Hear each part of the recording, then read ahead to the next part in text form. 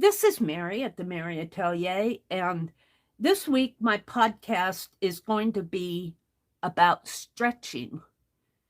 Yes, I said stretching, not sketching. Although sketching can be stretching in our art journey, and I'll explain that later.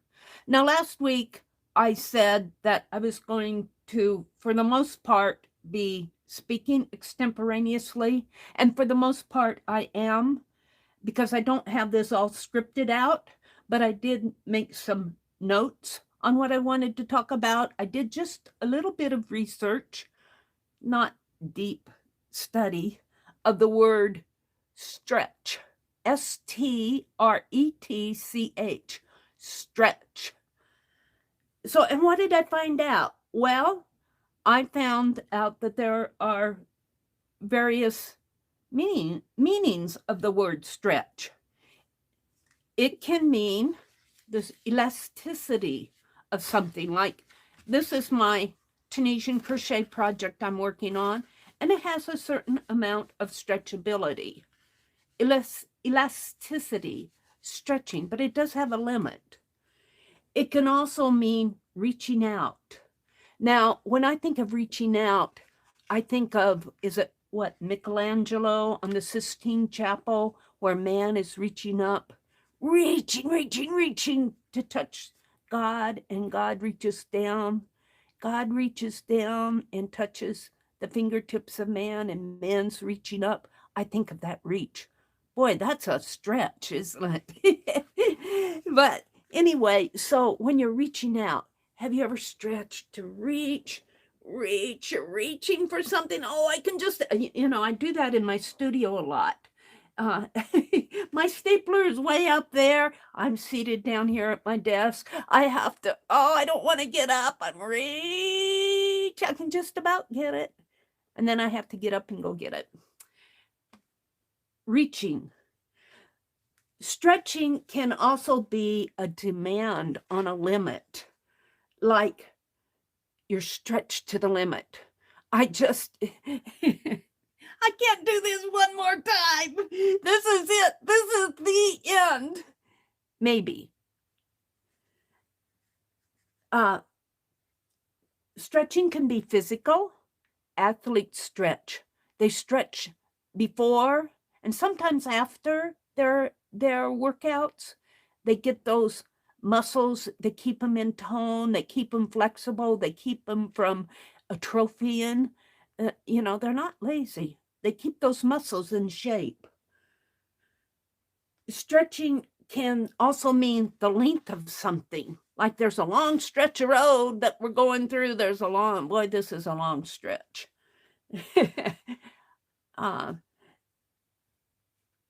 Then it can be long drawn out. Like, I'm stretched to the limit. I said that. Maybe this podcast will be long drawn out. It'll be stretched. Maybe it'll stretch your imagination, though. I never thought of that. How do we stretch our imaginations? Extended or expanded. What are we doing to expand our skills? How are we stretching ourselves in our art journey? That's what I want to talk about. So let's go back to the physical, to the athletes. Let's think about what they do when they stretch and why they stretch. They stretch to stay flexible. Well, let's compare that to our art journey. How are we staying flexible? What are we doing to not lose our mojo, to not get into a groove, into a rut? Maybe not just a groove, a real rut. What are we doing to relax rather than get all tight and worried about what we're doing, to the point that some people say, oh, you're overthinking it. But I wonder sometimes, is overthinking is not just not staying flexible. We're rigid in what we're doing. We're only thinking one way. You can only draw a face with values. You can only do those. You got to use You got to use all those values in your face. You can't do a line drawing. If you do a line drawing, it's not a real face. You know, that type of thing. And I'm not saying that I've heard anybody say that. I'm just using it as an example. Athletes stretch to reduce the tightness in their muscles. They don't want to be rigid. They don't want to be so rigid that they're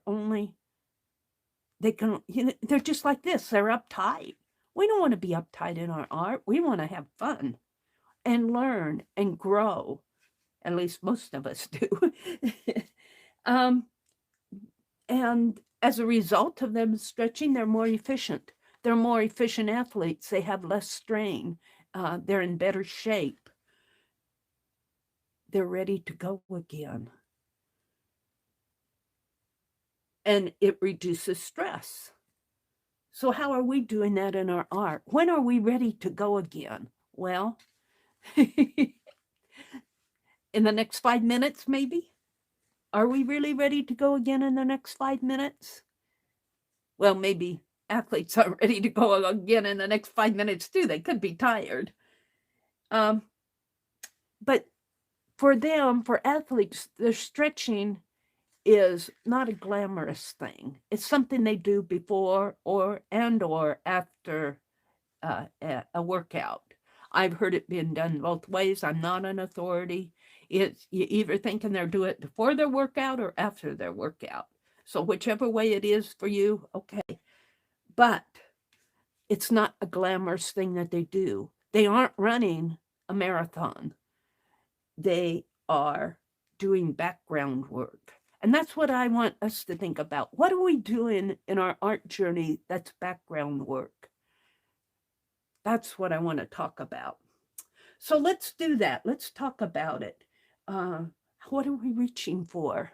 What are you reaching for? I can't define your goals for you, but I can share with you some of my ideas, and maybe it'll stretch your imagination. Maybe it'll give you some ideas. Ideas. Society of Idea Collector. We're going to talk about that a little bit too. What new skills are you doing? I'm not ashamed to say I'm in my 70s and I am just learning how to tat. Now, in yesteryear, a 70-year-old lady would certainly probably know how to tat. She would know how to knit, just out of necessity. I never learned how, but I wanted to learn now that I have the free time. So here I am at my advanced age, learning how to tat, learning how to knit, and thoroughly enjoying it. Thoroughly enjoying it, expanding my skills. What's next? Well, how about quilting? I don't quilt.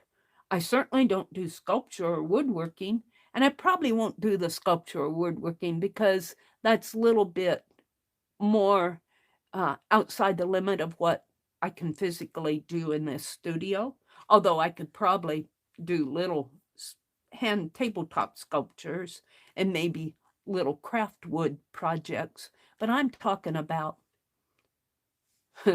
big sculptures, things like Michelangelo would do, to bring that to see in a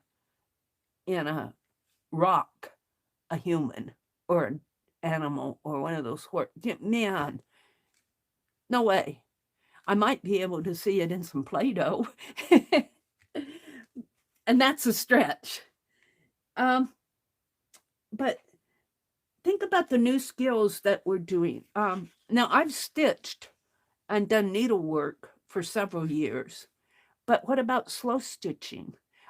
We've never really used the word slow stitch until the last couple years. And it's really, in our art community, slow stitching has become a thing. The use of the fabric, the use of the different stitches, mixing the stitching with the artwork and the canvas work and that. It's become a thing. And it's a good thing. So that's another new skill. Some of the others,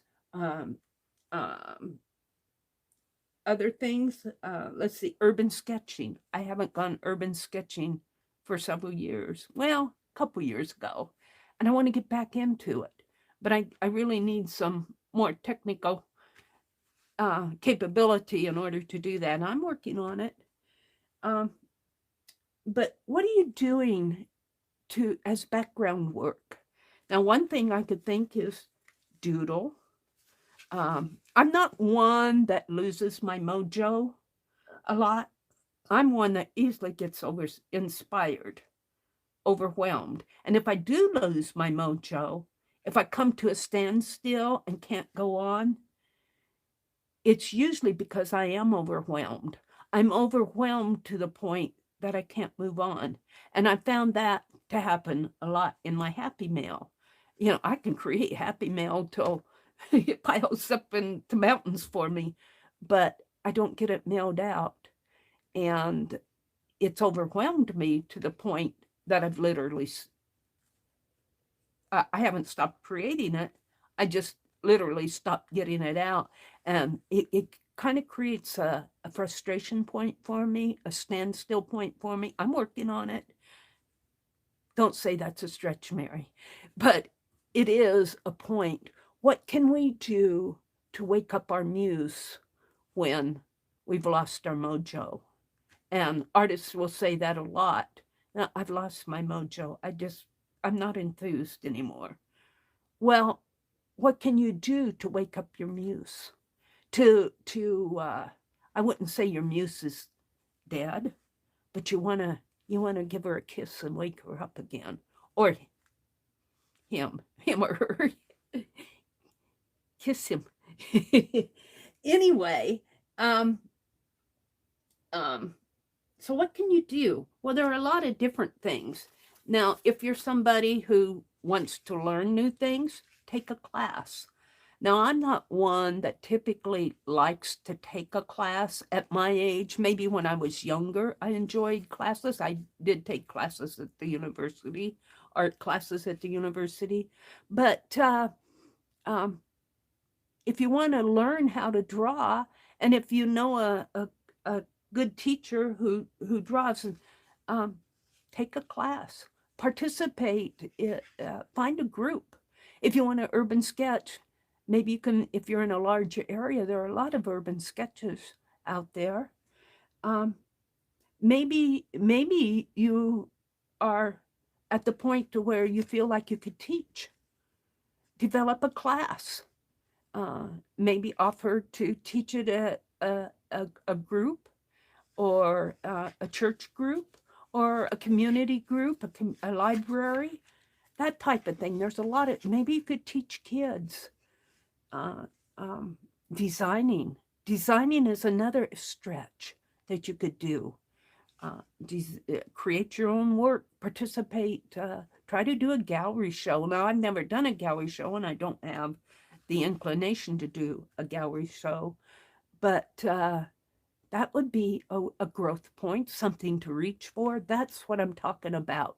What can you do to stretch, to expand your art world, to expand your art journey? That's what we're talking about. Stretching, reaching beyond the limit of where you are now in your art journey.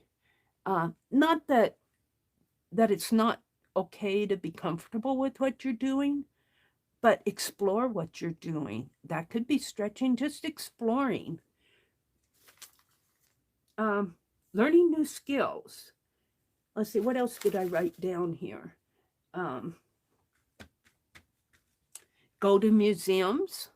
I love to go to online museums. I'm always over there at the Metropolitan Museum of Art. I love their public domain library. And you guys have seen me study the art that was done. Sometimes we overlook. We think, oh, that's nice, but we really don't study it. And by me going out there to the public domain library and choosing something to learn from, and just doing my little sketches in my art journal from it, I go, my goodness, some of these artists just blow my mind. I mean, some of them did miniature watercolors that on a little round oval piece of ivory, watercolor on ivory, and it's beautiful. Have you ever tried to watercolor on a non-porous surface? I don't know if ivory is non-porous, but it seems like it would be. I'm thinking of it being more of a of a non-porous surface, and make it look so realistic and beautiful. And it's survived all these years, and they've done it so small. Man, that's something to admire in artists that have come before us. There's a lot of talent out there, and there's a lot to learn, even if you want to doodle. And that's what I generally do in my art. I'll find pieces of art out there in the public domain that I can make doodles out of, and they end up in my journal. I might do a stamp off of them. I might do a stencil off of them. It's ways to stay inspired. Collaborate with other artists, local art groups. And if you can't get to a local art group, do it online. We all watch our YouTube videos, and I hope that you're listening to podcasts too. There's a lot going on out there. And speaking of YouTube, I kind of want to talk to the YouTube artists, those who are doing art channels. My art channel will be 10 years old in June. And at the time I created it, it was a stretch. I was certainly stretching. I had this little Memorex flip-top phone. I was so excited that I could get onto the web with it. But they eventually took the web away. They said, it can't do the web anymore. It's beyond its capability of this, the internet is beyond the capability of this phone. And I eventually had to, and I've upgraded several times since then. But now, now I can draw on my phone. How exciting is that? How we've stretched. And not only as artists, think of the people who created those phones, who created all the background graphic algorithms to take a pen and give you the capability to draw on this little instrument while you're online even. And of course now they're going into artificial intelligence, and that's a whole another stretch. There are a lot of opinions about artificial intelligence, but I don't think that we can ignore it. It's going to be here, and we can either use it as a tool, or we can let the tool stiffen us. We can let the tool overwhelm us. You don't want to do that. Think of artificial intelligence as being your tool. And I haven't stretched into that topic yet myself, but I think about programming and programs and graphic programs. While they're not artificial intelligence, they certainly are computer related. They're algorithms, even behind YouTube. There's all these algorithms and all this mechanical thinking going on. So, and it's something to think about. Don't let it overwhelm you. Use it as a tool. And but when I first started my channel, it was a stretch for me. I saw some friends do their channel, and I thought, man, I can share my art from my phone. And so I started my channel. I started it in 2013, and it started out just doing videos of an altered book. And my very first introductory video, I left it online because you can see how I've grown over the years. My introductory video, I read from a script. Now I'm talking off of notes, but I'm for the most part talking extemporaneously. I don't have all this written down. But it was very stiff. You could tell I was reading like I was reading from a prompter, and I lost my way, which is very easy for me to do. But I learned how to make videos. I used Movie Maker. Movie Maker is no longer a thing now. And I'm editing, when I do videos, I mostly do live streams, or I'll do something as a unpublished live stream and then download it and edit it on my phone, even in my hand. Just blows my mind. What I used to have this big old desktop screen and uh, uh, computer console down at my feet and a keyboard here, and it wasn't even up to date. Now I can just hold it in my hand and edit it. It just blows my mind how we have stretched as a culture over the last 20 years. It just, and what's going to come in the next 20 years, it's going to be a joy almost to find out if you focus on the positive. Some things that I want to, after I did my videos, I kind of, from 2013 to 2016, I mostly did long form videos. Then I got into live streaming, and that was a stretch because I was down in the boondocks with no internet service. The only way I could get online was on my phone through Verizon. Unlimited Verizon, which, if you had a limited, you'd only get 4 gig of data, and 4 gig of data does not last 4 hours, let me tell you. So we eventually got a high-speed internet in my area, and I still do my live streams over not on Verizon, but I do it over Wi-Fi on my phone. Right now, I'm up above here is my mobile phone, and I'm doing my live stream from my phone. But other ways that online, I'm talking mostly to YouTube creators, art creators, is by joining collaborations. I can't tell you how many collaborations I've joined over the years. Doing challenges. Another creator will say, oh, let's make hearts and send them out to people that we care about who thinks are going through a hard time. Let's do a card. Let's create a box. Oh, let's create our own watercolors. Oh my, how does this, what, and joining in on the just challenges from other artists, joining in on collaborations. Now it's the big thing is open collaborations, where one person will say, I'm going to host an open collaboration this month on the topic of, if you want to participate, just let me know and I'll add your video or your channel to my description box and create it and add mine to yours, and we'll use this hashtag, and that's how people will find us. Open collaborations now. Hops, not only participating in hops and collaborations, hosting them. Now, if you don't think that that's a stretch, it will stretch you. It will stretch you to the limit because you're dealing with other people. You're dealing with their time limits. You're dealing with their technical ability. We could be having live streams and, lightning could strike or their computer could go down. The computer would crash. So what do we do now?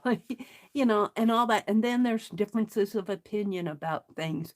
Hosting hops, video hops, and coming up with topics that everybody enjoys or wants to participate in, and keep it moving, keep people inspired, and keep the viewers, the people, encourage people to come and watch the videos, create all the links, make it flow free.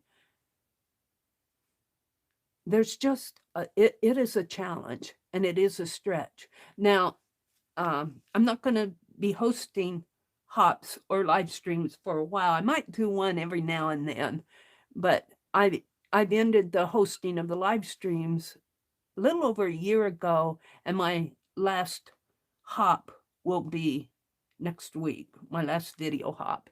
I'm going to do other things. I want to get into this podcasting like what I'm doing now, just coming out and talking to you and hoping that it's interesting to you. Storytelling. I want to do more storytelling. I want to do children's illustration, although I have to be careful with illustrating online on my channel because my channel is not for kids. We get into capo when that uh, happens. But I would love to illustrate books, and maybe not even for kids. Maybe I could write a story and illustrate it for adults.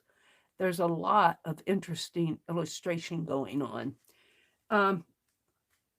Then some other personal goals that I have would be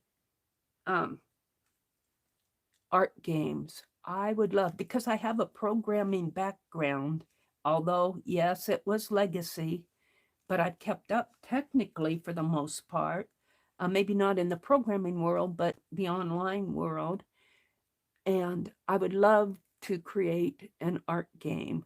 And I'm not talking about a very simple art game like bingo or something like that. I'm saying an intricate art game that people can play and participate in. For those of you who like computer games, and I'm not talking about wars and dragons and that type of thing. I'm talking about an art game. Maybe this gets into my longing to be a teacher, and maybe utilizing my background in programming. You don't have to be a mathematician to be a programmer. And we aren't going to talk about math here because I can do math, but I have to be alone and I have to concentrate on it. Doing math online is a whole nother story. We found that out the other night. It's a challenge. It's a challenge. And maybe that's one reason why I keep it up. They say, why don't you plan it all out? Well, maybe it's a challenge to get to the point that I can do this online and do it convincing enough. You know, don't let your failures stop you or freeze you. Don't let them freeze you. Keep moving. Your mistakes. I make so many mistakes. I make so many mistakes online that I just laugh now. When I make a mistake, it's actually funny. Not all the time, but most of the time, you just have to laugh at your mistakes and learn from them. If somebody catches you saying something that, like, I was mispronouncing the word chameleon. I was calling it Shyamalan. And boy, did I get corrected. It's not Shyamalan, Meri, it's chameleon.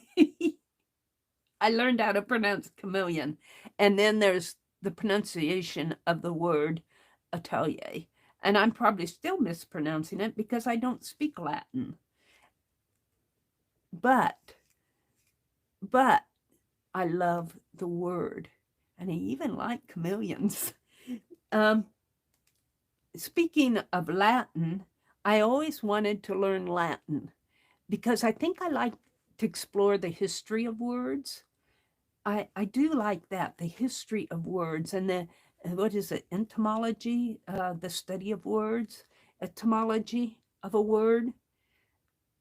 But I was thinking, why Latin, Meri? Why don't you take something like Spanish? Spanish would probably be, you could probably communicate with more people in your daily life if you learn Spanish. Si, yes, ma'am, si, it's senorita. And senor. I'm probably mispronouncing that. But those are some goals that I've had. So what can you do? What are you doing to stretch your art skills? Are you going for a walk? Are you doing that daily practice? Get out a little drawing pad. Make a sketch, make a doodle every day. Do something every day. What are you doing? Maybe, and I'm going to end this, and maybe I'll start this. Maybe I'll start a little daily play. I won't call it daily because it'll be a live stream play. Every live stream, maybe I'll try to make that a goal. I'm going to have to remind myself. I'll put it in my Society of Idea Collector. To start out with play, stretch, flex those muscles before you get to doing that art. And maybe I'll encourage you to get a special little sketchbook. Those of you who come to my streams a lot, put it by your computer, keep it by your phone, keep it by your recliner, wherever you watch, your desk, wherever you watch my videos from, because maybe what I'll just call this art play. Play. Just play.